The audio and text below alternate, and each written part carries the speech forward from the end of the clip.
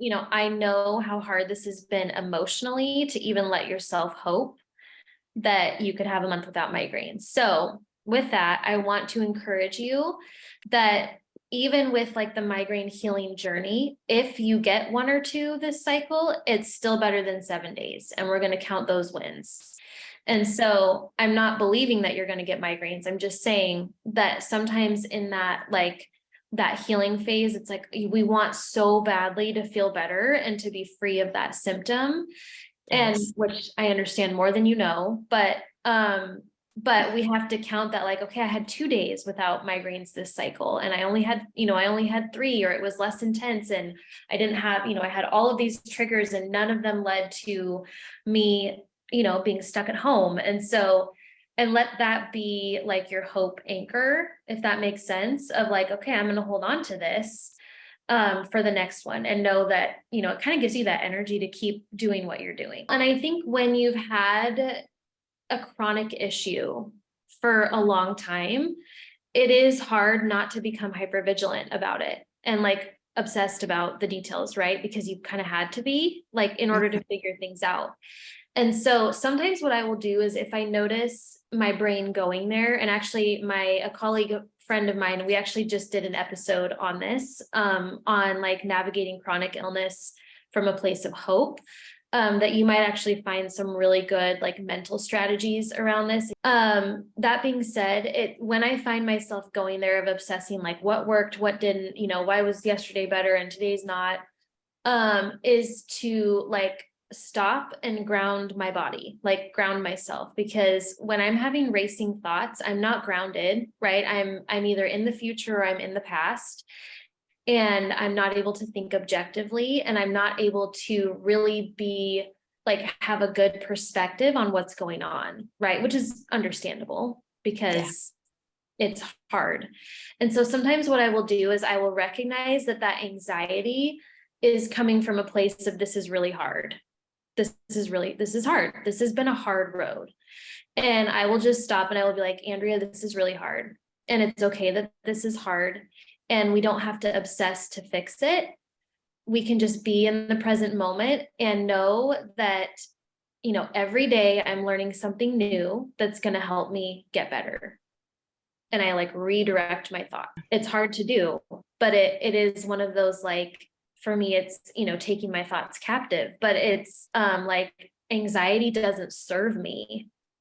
It's not going to help my body to heal. It's not going to help this journey be easier. It's a symptom that this is painful and hard, and I really don't want to experience it anymore. Recognize that. It's like, then I can give myself some compassion and empathy for the difficulty, but at the same time, like, not allow myself to spin out. We all have moments where our thoughts get the better of us, and that's just part of humanity, right? It's part of being human. But at the same time, I think Carly would agree that how we think about our healing is just as much of just as important. So, but Carly, do you want to speak to that a little bit? And yeah, for sure. I think it's timely that we're talking about healing and stress and anxiety, because those things are like, we hate feeling stressed. We hate feeling anxiety, understandably so, but they are just indicators. It's like our bodies or our minds or our hearts saying, I need to pause for a second. Like, I need some attention. And so rather than just pushing through or getting mad that we're experiencing stress or just wanting it to go away, which is a really natural response, we have to actually listen and be like, okay, how long have I been feeling this way? Is this because I haven't been listening to my heart, but it really is true. Like, when is the last time we actually stopped and asked ourselves, like, how am I actually doing? Because if we don't do that, then we will feel super stressed, because we're not listening to like what we need. And that's not a selfish thing. That's actually we're tending to our gardens, like we're tending to ourselves. And, we might want other people to do that for us, but if we're not doing that for ourselves, then like we don't even know what we need in general from community or family. So sorry, I kind of got on a little No, soapbox there, but good. it's so important. And so if you are experiencing a lot of anxiety, if you are experiencing a lot of stress, the first question I would encourage you to ask yourself is, like, how are you actually doing? And are you doing okay? What's going to make you feel safe? When's the last time that you checked in with yourself? Or when's the last time you actually looked at your schedule and you were honest with yourself about everything that you can do or can't do? And so I think just being really honest with yourself, and obviously there are seasons that we can't control, you know, if we have little kids running around, or if there's a lot of family issues, if there's an illness in the family, like there's a lot of things we can't control. But then we have to look at like, well, what can I actually control, and how can I make myself feel safe so that I'm not going crazy all the time, or so that I don't reach that point where I reach burnout. So a lot easier said than done. And I'm preaching to myself right now for sure. But yeah, I think over time we learn to not address what our hearts are actually saying. Absolutely. And I would say with that, it's most of us are not aware like that our stress systems are out of balance until something major happens. Like we notice we're not eating regular meals, or we're not sleeping very well, right? Or our cycle gets thrown off, or what have you. But those are all like barometers that our stress is out of whack. And so one of the things I will do I'm pretty good now at like being aware of what my stress is, but I would say, for those of you that you're like, gosh, I'm just not super aware of, or maybe I had like a head level awareness of my stress, but not super in tune with the rest of my body, is to actually like set a timer on your phone in the morning, or like on your lunch break, or at some point during the day, and just check in with your body and like notice. I kind of close my eyes and do a body scan. Like, is my jaw tight? How are my shoulders? Like, and I just make a note to like relax my shoulders and breathe. And you'll notice that your body like fights you on it, where your body's like, no, we need to be tight and strong, that's where your stress is being held. So for me, it's usually my shoulders, and I'll just take a big deep breath and be like, it's okay to let go. It's okay to relax. And I just keep going down from my chest into my belly, my hips. I don't do like any movements. I'm literally just doing like a scan. I'm just scanning my body. Like, where am I holding my tension? Okay, I can feel that I've got some in my ribs, as I go down. And then I just take a minute to kind of do an inventory on what are the things I'm stressed out about? What were the thoughts that were kind of leading up to this? Maybe I was worried about my, job back in my working days, or my kids were sick last week. And so I was worried about if we were actually going to be able to go out of town for spring break, and all the different things that, go along with that. Whatever it is, it's like sometimes even just being aware, hey, this is stressful. This is challenging. This is hard. And, but I'm going to be okay, or whatever those like reassuring comments can be. So it's that, how to combat stress. The first thing that we have to do is become aware of where it's stored in our body and how it's actually impacting us.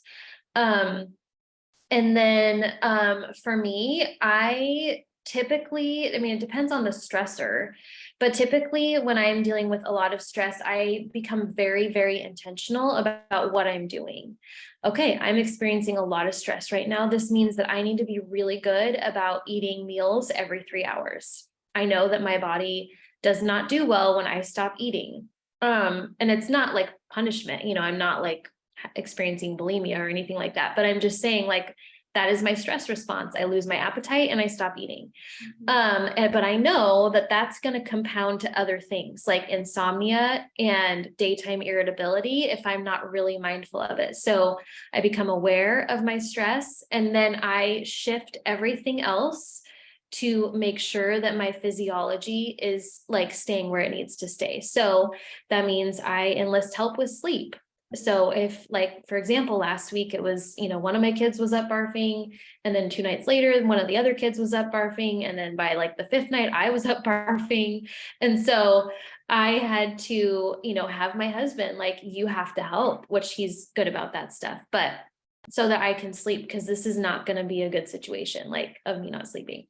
So those kind of things, protecting your sleep, enlisting help, making sure that, if you have work deadlines, that you're saying no to things appropriately and getting a lunch break.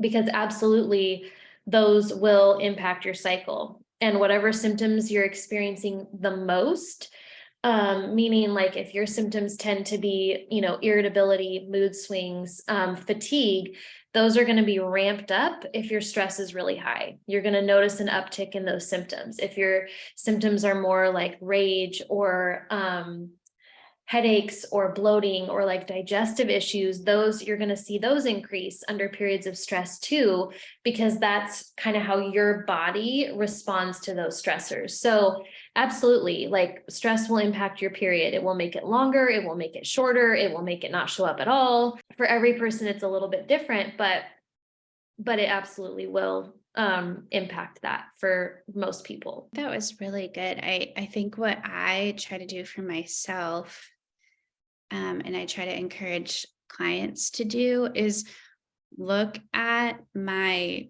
I look at my schedule, or to look at my life, and I'm like, do I like the life that I'm living? And again, I know that sounds kind of cheesy, Good but question. it really is true. We get in the motions a lot, and then like 3 to 6 months later, we're like, who am I and what am I doing? And why am I Right. doing all these things? And, and so kind of shortening that time frame from like 3 months when we reach that point and we're just doubting what's going on, or why we're doing everything we are, just trying to do that like on a weekly or even monthly basis, Mhm.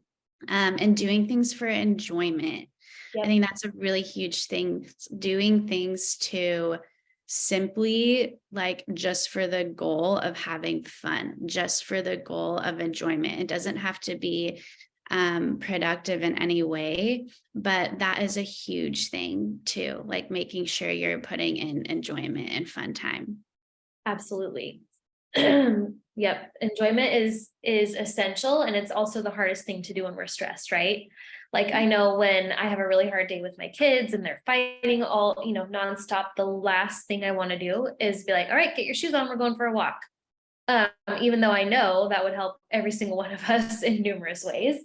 That's the last thing I want to do, right? But at the same time, it's like that fun it shifts something in your brain to where you're out of that like fight or flight anxiety, and you're actually into more the creative, like, neurotransmitter production area of your brain. So which, there are seasons where it's harder to create fun, and then we just have to be creative, and what is maybe fun looks different than it did last year, or maybe it looks different than it did last month. Maybe you used to be able to go and get monthly manicures, and now you can't because of the economy or what have you. But fun can be different.